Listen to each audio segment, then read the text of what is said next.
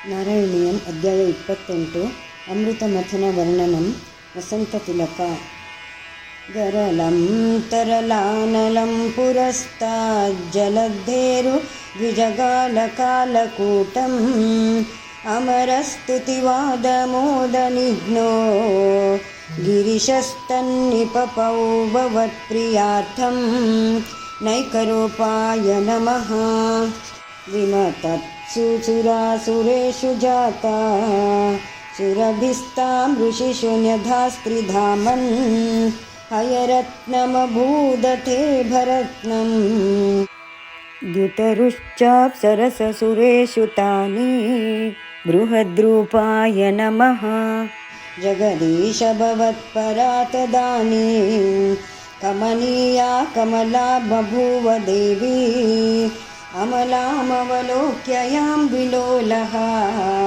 ಸಕಲೋಪಿ ಸ್ಪೃಹಯಾಂ ಬಭೂವ ಲೋಕಃ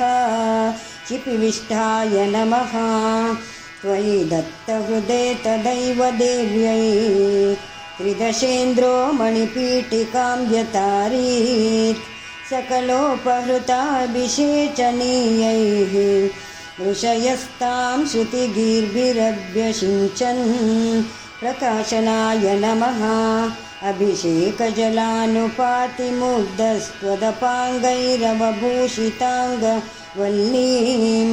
ಮಣಿಕುಂಡಲಪೀತಚೇಲಹಾರ ಪ್ರಮುಖೈಸ್ತಾಮರಾಧಯೋ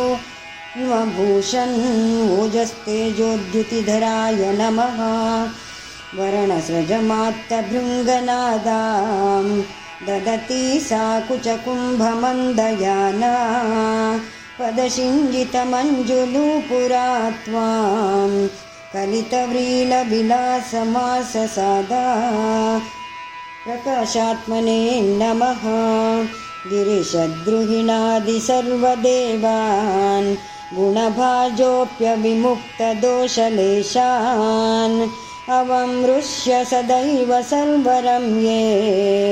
ನಿಹಿತಾ ತ್ವಯ್ಯನಯಾಪಿ ದಿವ್ಯಮಾಲಾ ಪ್ರತಾಪನಾಯ ನಮಃ ಉರಸಾ ತರಸಾ ಮಮಾನಿಥೈನಾಂ ಭುವನಾನಾಂ ಜನನೀಮನನ್ಯಭಾವಾಂ ತ್ವದುರೋ ವಿಲಸತ್ತದೀಕ್ಷಣ ಶ್ರೀಪರಿವೃಷ್ಟ್ಯಾ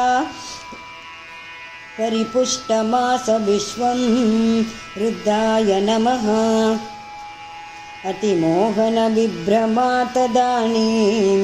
ಮದಯಂತಿ ಖಲು ವಾರುಣೀ ನಿರಾಗಾತ್ ತಮಸಃ ಪದವೀಮದಾಸ್ತ್ವಮೇನಾಮತಿ ಸಮ್ಮಾನನಯ ಮಹಾಸುರೇಭ್ಯಃ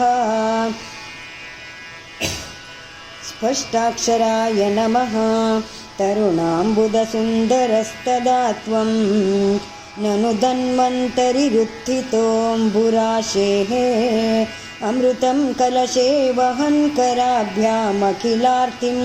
ಹರಮಾರುತಾಲಯೇಶಾ ಮಂತ್ರಾಯ ನಮಃ